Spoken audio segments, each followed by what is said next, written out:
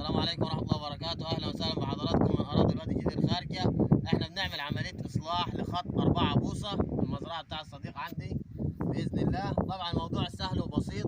حاليا في حاجة اسمها جلبة قفيز، دي جلبة قفيز دي بنشتغل بها الإصلاح. حاجة مفيدة جدا وجميلة وسهلة وما تضطركش إنك أنت تستنى السباك ولا أي حاجة، بتعمل أي حاجة بنفسك بسهولة في المزرعة بتاعتك.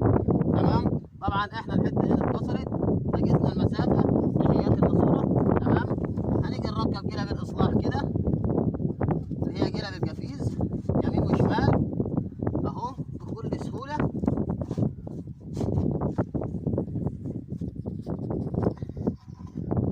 أهي بكل سهولة جدا. هنيجي نركب الناحية التانية برضه نفس النظام كده.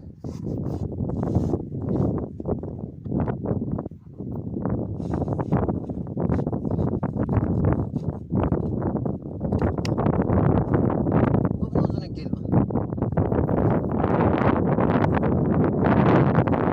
بس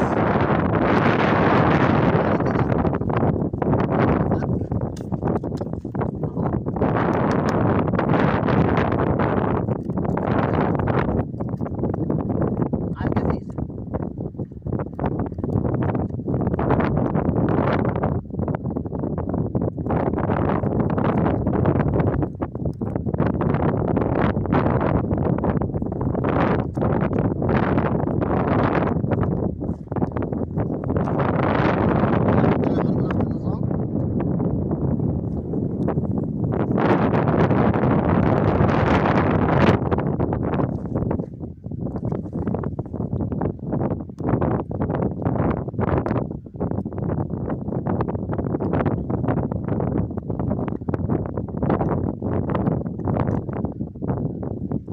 ونقرب عليها كده. بص الموضوع ما اخدش معاك دقايق ولا لحام ولا جلبة اصلاح ولا تقطع ولا يطلع زي سنتي ولا نص سنتي، والامور بتكون بكل سهوله